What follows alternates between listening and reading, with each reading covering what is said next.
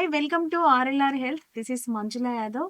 So, ఈరోజు homeopathy యొక్క ప్రాముఖ్యత తెలియజేయడం కోసం ప్రెజెంట్ డాక్టర్ భరద్వాజ్ గారు మన ముందున్నారు. సో, పరిచయం చేసుకుందాం. నమస్తే సార్. నమస్తే అండి. బాగున్నారా సార్? బాగున్నానండి. ప్రెజెంట్ ఉన్న సిట్యుయేషన్‌లో చిన్న గ్రామంలో స్టార్ట్ చేస్తే కంపల్సరీ అలోపతి సంబంధించిన మెడిసిన్ గానీ, మెడికల్ షాప్ గానీ, డాక్టర్ గానీ అవైలబుల్‌గా ఉంటారు. అదేవిధంగా మండలం, డిస్ట్రిక్ట్ ఇంకా హైదరాబాద్‌లో చూసుకున్నట్లయితే అడుగు అడుగుకి అలోపతి హాస్పిటల్స్ అంచెలంచెలుగా ఉన్నాయి. అదేవిధంగా జనాలు కూడా అసలు కుప్పలు తెప్పలుగా హాస్పిటల్‌లో ఉంటున్నారు. సో, ఇలాంటి సిట్యుయేషన్‌లో మీరు హోమియోపతిని ఎందుకు ఎంచుకోవడం జరిగింది? రైట్. మీరు చెప్పింది కరెక్ట్ అండి. Okay so, sir. మీరు ఎక్కడికన్నా ఎళ్లి చూడండి. ఫర్ ఎగ్జాంపుల్ మనకు ముందే ఒక స్ట్రీట్ ఉంది. యెస్. ఆ స్ట్రీట్‌కెళ్ళి చూడండి. ఒక ఇద్దరు, ముగ్గురు అలోపతి డాక్టర్లు, ఒక 5, 6 హాస్పిటల్. మెడికల్ షాపులుంటాయి. యాహ్! మీరు ఈ సిటీలో హైదరాబాద్‌లో గానీ, విలేజ్‌లో గానీ, ఒక టౌన్‌లో గానీ ఏ స్ట్రీట్‌కెళ్ళినా ప్రతి స్ట్రీట్‌లో ఒక 5, 6 ఫార్మసీలు లేకపోతే కంపల్సరీ ఉంటాయి. డాక్టర్లుంటారు. సో, ఇంత మంది ఉండడానికి రీజన్ ఏంటి అంటే, మనకెప్పటినుంచో అది ఉందన్నమాట. ఓకే. ఫర్ ఎగ్జాంపుల్ ఎందుకు అంత విచ్చలవిడిగా అలోపతి హాస్పిటల్స్ ఉన్నాయి అంటే, అక్కడ మార్జిన్ ఎక్కువ. హ్మ్. ఎక్కడ మార్జిన్ ఎక్కువ ఉంటుందో అక్కడ జనాలు ఎక్కువ ఉంటారు. ఫర్ ఎగ్జాంపుల్ మన ఐపీఎల్ తీసుకోండి. యెస్. ఉమెన్స్ టీమ్ ఉంది, మెన్స్ టీమ్ ఉంది. మెన్స్ టీమ్ ఎక్కడుంటే మొత్తం అందరూ అక్కడే ఉంటారు. అవును. ఎందుకంటే దానికి ఎక్కువుంటది ఎక్కువ ఆడియన్స్. అమౌంట్ ఎక్కువుంటది. సో, రెవెన్యూ ఎక్కువుంటది. అదే ఉమెన్స్ టీమ్‌కి అంత రెవెన్యూ ఉండదనమాట. అందుకు ఆ డిఫరెన్స్. ఓకే. హోమియోపతి, అలోపతిని కంపేర్ చేస్తే అంతే అనమాట. హోమియోపతిలో ఎందుకు తక్కువుంటారంటే అక్కడ వచ్చే మార్జిన్ వచ్చేది డాక్టర్‌లకు గానీ, లేకపోతే ఫార్మసీ షాపులకు గానీ చాలా తక్కువుంటుందనమాట. ఓకే. ప్రజలకి ఎక్కువ బెనిఫిట్ ఉంటుంది. సో, అందుకు దాన్నెవరు ఎంకరేజ్ చేయకుండా ఎవరికి బెనిఫిట్ ఉంటుందో ఇసే ఒకరున్నారు. ఈ యెస్. స్ట్రీట్‌లో ఏదైనా బిజినెస్ పెట్టాలి. సో, అలోపతి పెడితే వాళ్ళకి మంచి ఖచ్చితంగా మార్జినొస్తది. బెనిఫిట్స్. హోమియోపతి పెడితే ఏముండదు. సో, అందుకు అందరూ అటు సైడే ఎళ్తారనమాట. మెయిన్ రీజన్ ఇన్ని ఎస్టాబ్లిష్ కావడానికి రీజన్ వచ్చి అదే అన్నమాట. సో, మరి మీకు అంటే ఇంత బెనిఫిట్ లేదని తెలుసు. హ్మ్. మార్జిన్ లేదు. సో, మనకి ప్రెజెంట్ కాలంలో లైఫ్ లీడ్ చేయాలంటే మినిమమ్ 1,00,000 అబోవ్ ఉంటేనే హ్మ్. మన ఇన్‌కమ్ హైదరాబాద్‌లో లీడ్ చేయడం హ్మ్. జరుగుతుంది. సో, అలాంటి సందర్భంలో మీకు అబ్బా! ఇది నాకు అంటే నేను ప్రజల కోసం ఎంతో అలా ఆరోగ్యం పట్ల నేను ఎంతో ఆసక్తికరంగా ఉన్నా. హ్మ్. కాకపోతే బిజినెస్ అనేది కొంచెం తక్కువనే ఉంటది అలోపతితో పోల్చుకుంటే. సో, హ్మ్. అలాంటి సందర్భంలో నేను ఎందుకొచ్చానా ఈ రూట్‌లోకి అని ఎప్పుడన్నా అనిపించిందా మీకు? లేదండి. ఇంతవరకు ఎప్పుడు అనిపియలేదు. హ్మ్. ఎందుకు అసలు ఫస్టు నేను ఈ రూట్‌లోకి రావడానికి రీజన్ ఏంటి అంటే, సో, నాకేదో యాంబిషన్ ఉండి ఏమీ కాదు.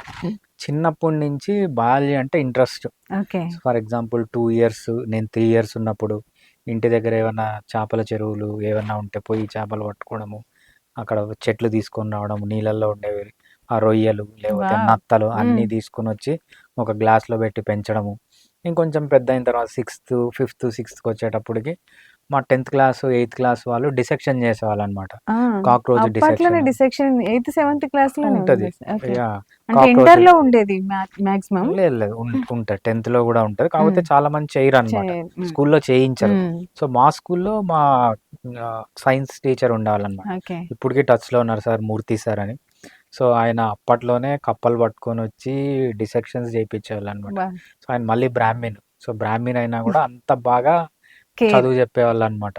ఓకే. సో, అంతే గాకుండా మా ఇంట్లో మేము 9థ్, 10థ్ చదివేటప్పుడు ఒక పనామె ఉండిందనమాట. ఆ పనామె వాళ్ళ హస్బెండ్ ఏంటంటే పాములు పడతాడు. అబ్బో! ఆ పాములు బట్టి ఏంటంటే నేను పోయి ఏడ్చాను. నాకు పాము గావాలి, పాము గావాలని. ఆయన ఏం చేసేదంటే ఆ పాము కూరలు తీసేసి ఒక 2 రోజులు నాకు ఇచ్చేవాడనమాట.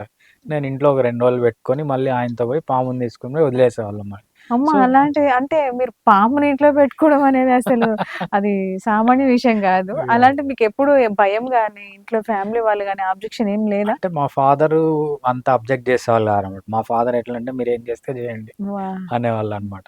సో, అప్పట్లోనే మేము 6థ్, 7థ్‌లో ఉన్నప్పుడు నాకు బయాలజీ అంటే ఇంట్రెస్ట్ అని చెప్పి మా ఫాదరు వీడియో క్యాసెట్‌లు తెప్పించేవాడనమాట. అబ్బా! అదేంటంటే ఇప్పటికి 'లైఫ్ ఆన్ ఎర్త్' అని ఒక సీరీస్ ఉంటది. హుహు. బీబీసీ వాళ్ళు చేసింది. హుహు. ఓకే. ఇప్పుడు నేను చెప్పేది ఎప్పుడు 95 ఆ టైంలో.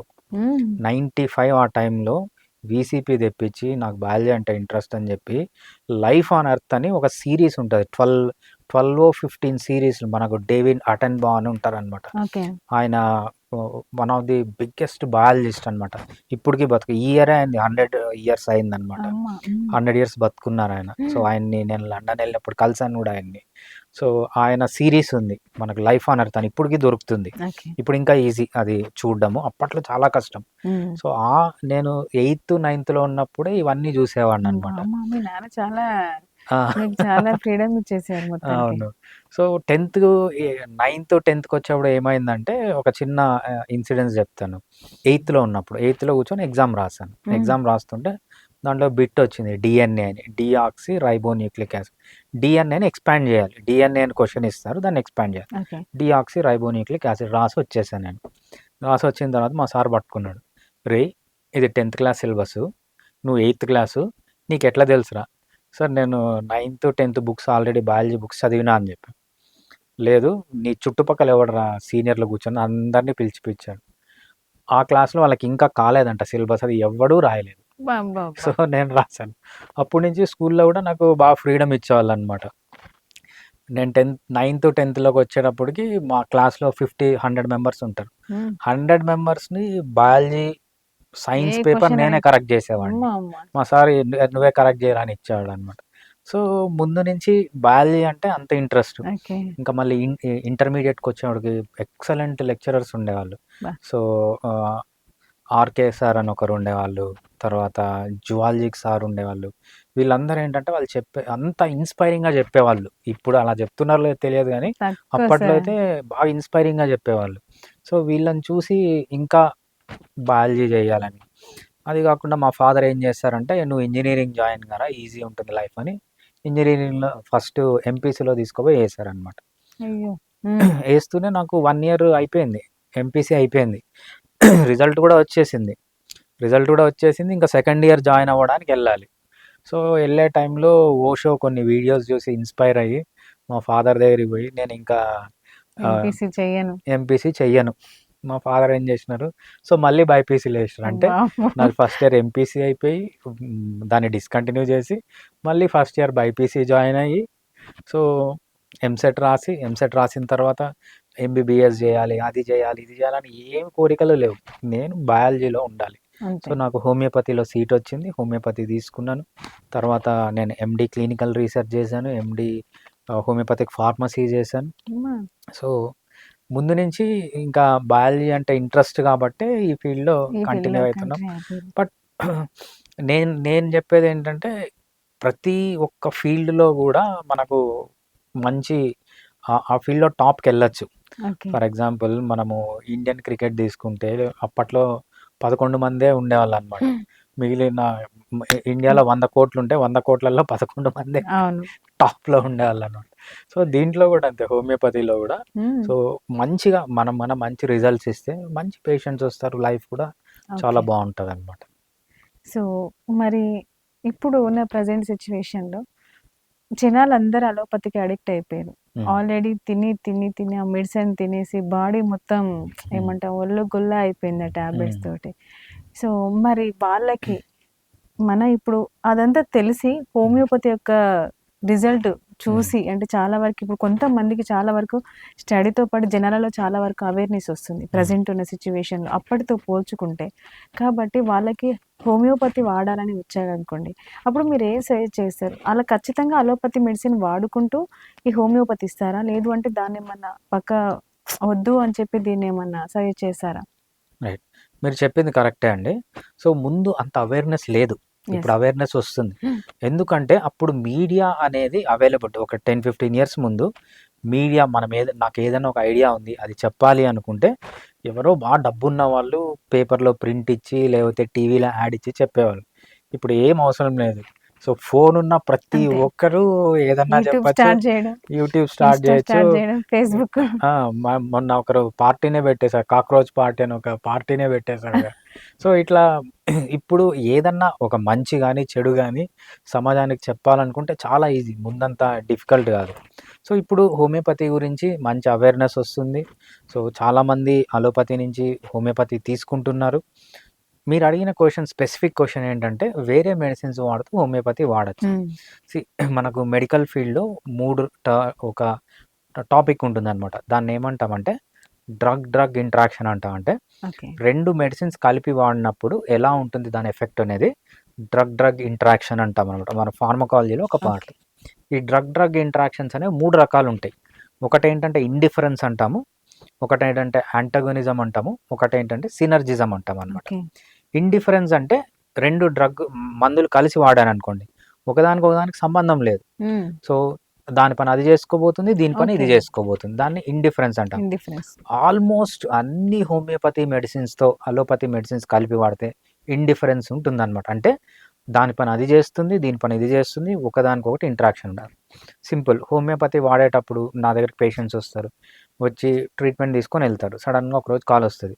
సార్ మీకు మేము డయాబెటిస్‌కి వాడుతున్నాము, లేకపోతే ప్రోస్టేట్ ప్రాబ్లమ్‌కి వాడుతున్నాము, పైల్స్‌కి, ఫిషర్స్‌కి వాడుతున్నాము.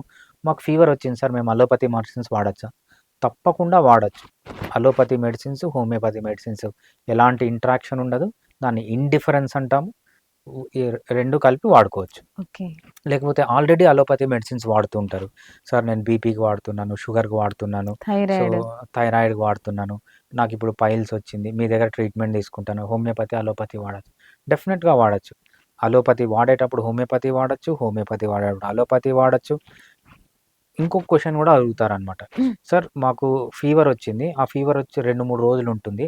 ఆ టైంలో మీ హోమియోపతి మందులు ఏమన్నా స్టాప్ చేసి అలోపతి తీసుకోమండి. ఏం అవసరం లేదు. మీకు ఫీవర్ ఉన్నా, ఏమున్నా హోమియోపతి మందులు కంటిన్యూ చేయండి. దాంతో పాటు అలోపతి మెడిసిన్స్ వాడుకోండి. ఓకే. సో, ఎటువంటి ఇంటరాక్షన్ అనేది ఉండదనమాట. ఇంకా నెక్స్ట్ టాపిక్ ఉంది. మనం ఏంటి ఇండిఫరెన్స్ గురించి ఒక్కటే చెప్పుకున్నాం. ఇంకా నెక్స్ట్ డ్రగ్. ఏంటంటే సినర్జిజం అంటామనమాట. ఓకే. సినర్జిజం అంటే 2 మందులు కలిసి బెటర్ రిజల్ట్స్ ఇస్తాయి. దీంట్లో ఆహా! మళ్ళీ అడిటివ్ ఉంటది, సూపర్ అడిటివ్ ఉంటది. లేకపోతే ఓకే. మల్టిప్లికేటివ్ అంటామనమాట. సో, ఒక్కొక్కసారి ఏమవుతుందంటే హోమియోపతి, అలోపతి కలిసి వాడితే ఇంకా బెటర్‌గా పనిచేస్తాయి. అవునా? అది కూడా మేము గమనించామనమాట. ఇంకా ఫైనల్‌గా ఏంటంటే మనం యాంటగోనిజం అంటాం. యాంటగోనిజం అంటే ఒక మెడిసిన్ ఎఫెక్ట్ ఇంకో మెడిసిన్ ఎఫెక్ట్ తగ్గించడం. సో, అలా అయితే ఇంతవరకు ఎప్పుడు ఎక్స్‌పీరియన్స్ కాలేదు. సో, హోమియోపతిలో సినర్జిజం ఉంటుంది. అలోపతి మెడిసిన్స్ వాడినప్పుడు ఆహ్, ఇండిఫరెన్స్ ఉంటుంది, సినర్జిజం ఉంటుంది. సో, యాంటగోనిజం అనేది ఇంతవరకు ఏ హోమియోపతి డాక్టర్ ఎప్పుడు అయితే చూడలేదనమాట. సో, మొత్తానికైతే మీ మాటల్లో వింటుంటే అలోపతి గూడా బెస్ట్ వాడుకోవచ్చు అన్నట్టు చెప్పినట్టుగా అనిపిస్తూ ఉంది. రైట్. డెఫినెట్‌గా అండి. సో, మనము ఒక పేషెంట్‌కి సజెస్ట్ చేసేటప్పుడు అది అలోపతినా, ఆయుర్వేదనా, యునానీనా, సిద్ధానా, సౌరిక్పానా, న్యాచురోపతీనా ఆ పేషెంట్‌కి ఏది బెస్ట్ అయితే అది ఇవ్వాలనమాట. For okay. ఎగ్జాంపుల్ నాకొక కొడుకున్నాడు. వాడికి ఇప్పుడెంత 11 మంత్స్. నెక్స్ట్ మంత్ వాడి బర్త్‌డే. 1 ఇయర్ 11 మంత్స్ వాడికి. సో, వాడికేంటంటే అరటిపండు అలర్జీ ఉంది. సో, అరటిపండు తింటే వాడికి సివియర్ చెస్ట్ ఇన్ఫెక్షన్ అబ్బా! వచ్చేస్తుంది. సో, మేము ఒకసారి తెలియక అరటిపండు పెట్టాం. సివియర్ చెస్ట్ ఇన్ఫెక్షన్ అయిపోయింది. కంట్రోల్ కాలేదు. అలోపతి హాస్పిటల్‌కి తీసుకొనెళ్ళాం. 2 డేస్ ఐసీయూలో ఉన్నాడు. బయటకొచ్చాడు. సో, మనం ఎప్పుడు దేన్ని యూజ్ చేయాలి అని తెలుసుకోవాలంటే మనకు అలోపతి తెలిసుండాలి, హోమియోపతి తెలిసుండాలి. తెలిస్తేనే ఈ కరెక్ట్ దీనికి ఏది బెస్ట్. ఎందుకంటే మా క్లినిక్ ఉంది. Homeopathy clinic. పక్కనే ఒక ఎమర్జెన్సీ హాస్పిటల్ ఉంది. సో, అక్కడ ఒక సార్ ఉంటారు. రంజిత్ సార్ అని ఉంటారు. తర్వాత హిరణ్మయి మేడం అంటే చాలా బాగా కోఆపరేట్ చేస్తారనమాట. సో, ఏదన్నా మాకు ఎమర్జెన్సీ వస్తే వాళ్ళకి ఇమ్మీడియేట్‌గా రెఫర్ చేస్తాం. So, okay. హార్ట్ అటాక్ వచ్చింది. పేషెంట్స్ సార్ నాకు చెస్ట్ పెయిన్ లేకపోతే అసిడిటీ వస్తుందని మా దగ్గరకొస్తారు. మేము చూస్తే బీపీ తేడా ఉంటుంది. ఇమ్మీడియేట్‌గా పంపిస్తాం. ఒక ఈసీజీ చేయండి అంటాం. అంటే మీరు అంటే మన హోమియోపతి వల్ల ట్రీట్మెంట్ వల్ల ఉండదా సార్? క్యూర్ అవ్వదా? రైట్. సో, దీనికి ఆన్సర్ ఏంటంటే అండి ఎప్పుడు ఏది వాడాలో అది వాడాలి. For okay. ఎగ్జాంపుల్ మనం డిసీజెస్‌ని మెయిన్‌గా 3 రకాలుగా ఆహ్, క్లాసిఫై చేస్తామనమాట. ఒకటి అక్యూట్ డిసీజ్ అంటాం. ఒకటి క్రానిక్ డిసీజ్ అంటాం. క్రానిక్ డిసీజ్ అంటే దీర్ఘకాలిక రోగం. BP, sugar, thyroid, piles, fissures ఏవున్నాయో ఇవన్నీ దీర్ఘకాలిక. దీర్ఘకాలిక రోగాలకి కళ్ళు మూసుకొని హోమియోపతి వాడేయొచ్చు. ఓకే. అలోపతి కంటే 100 రెట్లు బెస్ట్. హ్మ్. ఎందుకు బెస్ట్ అనేది మనం ఒక పోడ్‌కాస్టే చేయొచ్చు. సింపుల్‌గా చెప్పాలంటే 0 సైడ్ ఎఫెక్ట్స్. ఓకే. ఒక్క సైడ్ ఎఫెక్ట్ కూడా లేకుండా హోమియోపతిలో ట్రీట్ చేయొచ్చు. అది క్రానిక్ డిసీజ్. అక్యూట్ డిసీజెస్ అంటే ఏంటంటే సడన్‌గా వస్తాయి డిసీజెస్. హ్మ్. For example heart attack yes. సడన్‌గా వస్తుంది. బ్రెయిన్ ట్యూమర్ కాదు. బ్రెయిన్ మనకు స్ట్రోక్ హ్మ్. సడన్‌గా వస్తది. లేకపోతే కోవిడ్ వచ్చింది. లేకపోతే డెంగ్యూ ఫీవర్ వచ్చింది. ఇటువంటివన్నీ వచ్చాయనుకోండి. సో, దీనిలోనే అక్యూట్ డిసీజ్ అంటాం. సడన్‌గా వచ్చి సడన్గా తగ్గిపోయే డిసీజెస్. దీంట్లో 2 రకాలు ఉంటాయి, acute emergencies, acute non emergencies. Okay. Acute emergencies అంటే హార్ట్ అటాక్ అక్యూట్గా వస్తుంది, ఎమర్జెన్సీ. బ్రెయిన్ స్ట్రోక్ అక్యూట్గా యెస్. వస్తుంది, ఎమర్జెన్సీ. బట్ ఒకరికి సడన్గా కడుపు నొప్పి వచ్చింది, అది అక్యూటే కానీ ఎమర్జెన్సీ కాదు. కాదు. లేకపోతే పైల్స్ సివియర్ పెయిన్ ఉంది, అక్యూటే కానీ ఎమర్జెన్సీ ఎమర్జెన్సీ కాదు. ఎమర్జెన్సీ కానిది ఏదైనా హోమియోపతిలో ట్రీట్ వాడొచ్చు. ఓకే. చేస్తాం. ఎందుకంటే హోమియోపతిలో ప్రతి ఒక్క సిస్టమ్‌కి కొన్ని అడ్వాంటేజెస్, డిసడ్వాంటేజెస్ ఉన్నప్పుడు హోమియోపతిలో ఒక చిన్న డిసడ్వాంటేజ్ అంటే ఒక మందు పని చేయకపోతే నెక్స్ట్ మందు చేంజ్ చేయాలన్నమాట. ఓకే. సో అది అందరికి దీర్ఘకాలిక సేమ్ రోగం వర్క్ చేయదు. అనుకోండి. Okay. For example heart attack వచ్చింది, ఒక మందు ఇస్తాను, అది పని చేయలేదనుకోండి, వేరే మందు ఇయ్యాలి. సో మనకు హార్ట్ అటాక్ గానీ, బ్రెయిన్ స్ట్రోక్‌లో గానీ అంత టైం ఉండదు. అవును సార్. ఫర్ ఎగ్జాంపుల్ అసలు ఏ నిమిషం, ఒక్క నిమిషం లేట్ చేసినా కథం పేషెంట్ డెడ్ అయ్యే సిచ్యువేషన్‌కొస్తది. రైట్. ఆ టైంలో మాత్రం ఏమంటామంటే హోమియోపతిని సెకండరీ లైన్ ఆఫ్ ట్రీట్మెంట్‌గా వాడండి. ఓకే. అవి తప్ప మిగిలిన అన్నిట్లో మనము ప్రైమరీ లైన్ ఆఫ్ ట్రీట్మెంట్‌గా వాడండి అని చెప్తామన్నమాట. ఫర్ ఎగ్జాంపుల్ పైల్స్, నాకు ఒక కేస్ వచ్చింది ఒక 2 మంత్స్ ముందు. సివియర్ యానల్ మోషన్ వచ్చే ప్లేస్‌లో పెయిన్, ఫిషర్స్. మార్నింగ్ 8:00 వచ్చి మార్నింగ్ 9:00కి క్లినిక్ వచ్చాడు పేషెంట్, మందు ఇచ్చాము, రైట్, తగ్గలేదు, పేషెంట్‌కి పెరిగిపోయింది. పేషెంట్ ఏం చేస్తాడు, వేరే అలోపతి హాస్పిటల్‌కి వెళ్ళి చూపించుకున్నాడు. వాళ్ళు ఏమంటారంటే ఇప్పుడు నేను సర్జరీ చేయాల్సిందే, ఇప్పుడు సర్జరీ చేస్తేనే నీకు తగ్గుతుంది, లేదంటే చేయను. పేషెంట్ అక్కడి నుంచి ఫోన్ చేస్తాడు, సార్ మార్నింగ్ మీ దగ్గరికి వచ్చాను గుర్తుంది సార్, పెయిన్ ఎక్కువైపోయింది, ఇప్పుడు అలోపతి హాస్పిటల్కి వస్తే సర్జరీ మ్యాండేటరీ అంటున్నారు, ఏం చేయాలి సార్? ఏం చేయదు, ఫస్ట్ నా దగ్గరికి వచ్చేసాయి. ఇమ్మీడియట్గా తగ్గించినాం, మెడిసిన్ చేంజ్ చేసినాం, తగ్గిపోయింది. సో మనకు నాన్ ఎమర్జెన్సీ కేసెస్లో ఆ లగ్జరీ అనేది ఉంటుందన్నమాట. అందుకు ఈ మందు పని చేయకపోతే ఇంకో మందు ఇస్తాం. ఈ ఎమర్జెన్సీస్లో అట్లా చేయలేము, హార్ట్ అటాక్లో కానీ. సో అందుకేమంటామంటే ఈవెన్ గవర్నమెంట్ కూడా ఏం చెప్తుందంటే ఎమర్జెన్సీ కేసెస్లో హోమియోపతిని సెకండరీ లైన్ ఆఫ్ ట్రీట్మెంట్గా వాడండి. ఫర్ ఎగ్జాంపుల్ మీరు ఎక్కడో పల్లెటూరులో ఉన్నారు, సిటీకి రావడానికి 5 గంటలు పడుతుంది, 6 గంటలు పడుతుంది. ఆ టైంలో హోమియోపతి ట్రీట్ చేయండి, అంటే వచ్చేంత వరకు. తగ్గిపోయిందా వెళ్ళండి గుడ్, లేదంటే ఈ ట్రీట్మెంట్ అనేది తీసుకుంటాడు.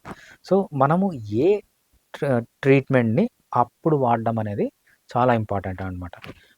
ఇంకోటి ఏంటంటే చిన్నపిల్లల్ని తీసుకొని వస్తుంటారు చాలామంది తల్లిదండ్రులు. చిన్నపిల్లలు కొంచెం జలుబు వచ్చిందంటే తీసుకుపోయి యాంటీబయాటిక్స్ ఇవ్వడం, స్టెరాయిడ్స్ ఇవ్వడం, యాంటీహిస్టమైన్స్ ఇవ్వడం. దీనివల్ల ఏమవుతుందంటే చిన్న చిన్న వాటికి ఇట్లాంటి సైడ్ ఎఫెక్ట్స్ ఉండే మెడిసిన్స్ ఇస్తే అది రేపు పొద్దున వేరే డిసీజెస్కి వస్తాయి. ఒక ఆటో ఇమ్యూన్ డిసార్డర్ రావచ్చు, లేకపోతే చిన్నపిల్లల్లో ఆటిజం రావచ్చు, ఏడిహెచ్డీలు రావచ్చు, న్యూరో డెవలప్మెంటల్ డిజార్డర్స్ రావచ్చు. సో హోమియోపతి అనేది ఫస్ట్ లైన్ ఆఫ్ ప్రిఫరెన్స్ ఇవ్వాలి ఎప్పుడంటే నాన్ ఎమర్జెన్సీ కండిషన్స్లో హోమియోపతి ఇస్ ద బెస్ట్. ఎమర్జెన్సీస్లో కూడా హోమియోపతి ఇవ్వచ్చు, బట్ సెకండరీ లైన్ ఆఫ్ ట్రీట్మెంట్గా వాడడం అనేది బెస్ట్ అనమాట. సో ఓకే సార్, అంటే మన అలోపతి, హోమియోపతి 2 కూడా వర్క్ చేసిన పేషెంట్ తొందరగా క్యూర్ అయ్యే విషయాలు ఉన్నాయి మీరు చెప్పే విషయంలో. కానీ ఈ మధ్యలో కాదు, పురాతనంగా కూడా చాలా వరకు ఆయుర్వేదిక్ యూజ్ చేయడం జరుగుతుంది. సో మరి ఈ ఆయుర్వేదిక్ యూజ్ చేసుకుంటూ మరి మన మెడిసిన్ యూజ్ చేయొచ్చా? తప్పకుండా వాడచ్చండి. ఆయుర్వేద, హోమియోపతి యూజ్ చేసేటప్పుడు ఆయుర్వేద ఎందుకు యూజ్ చేస్తారు, హోమియోపతినే యూజ్ చేస్తారు, 2 కలపడం ఎందుకు?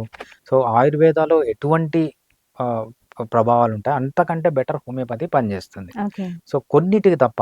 సో ఫర్ ఎగ్జాంపుల్ మా ఫాదర్కి ఇప్పుడు 70 ఇయర్స్ అనమాట.